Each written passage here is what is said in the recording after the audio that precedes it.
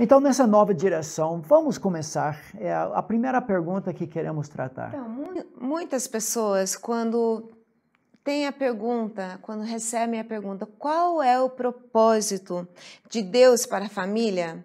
Nós temos ouvido muitas respostas diferentes. É para demonstrar o amor, é alegria estar dentro de casa, é reprodução, é assim que vocês vão ter filhos, a família é a base da sociedade, é para ter alguém que cuide de você na velhice. São muitas respostas, mas qual é o propósito que Deus tem para o casamento, para a família?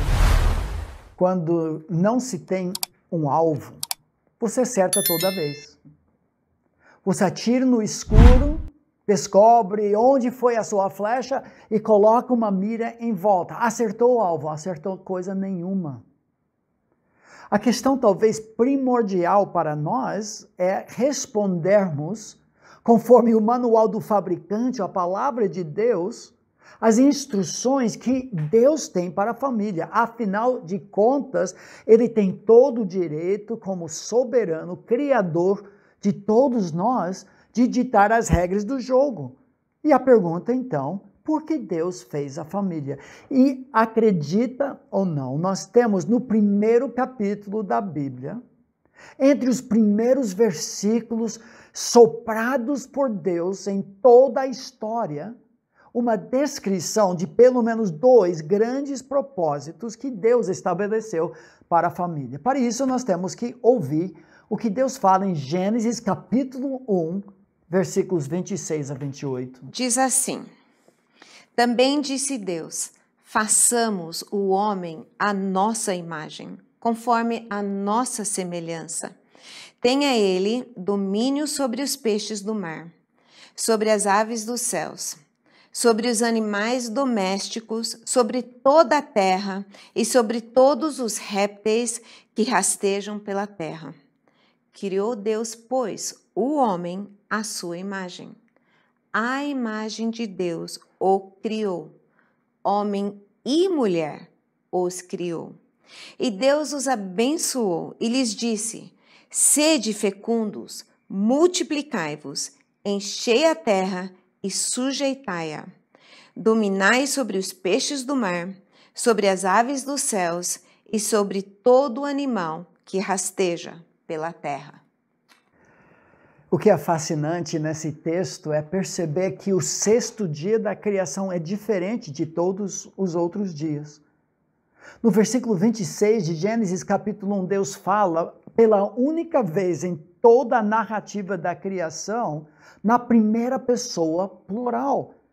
Ele diz, façamos, nós, plural, o homem, singular, a nossa imagem, conforme a nossa semelhança. Isso deve nos chamar muita atenção, porque Deus fala consigo mesmo, uma santa comunidade, unidade em diversidade. Esse plural não é só de majestade, quando a rainha da Inglaterra diz, não é do nosso prazer, mas sim representa o que nós aprendemos ao longo das Escrituras, a própria Trindade.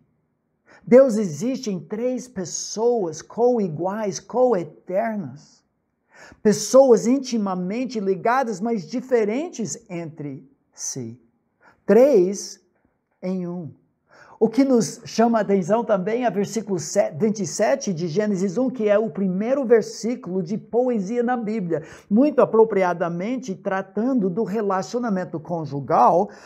Em poesia, linhas paralelas, diz, criou Deus, pois, à luz desse desejo de ter um representante, uma imagem, uma expressão do seu próprio ser, criou Deus, pois, o homem à sua imagem, a imagem de Deus o criou, repetindo para ênfase, o homem é a imagem de Deus, como um indivíduo.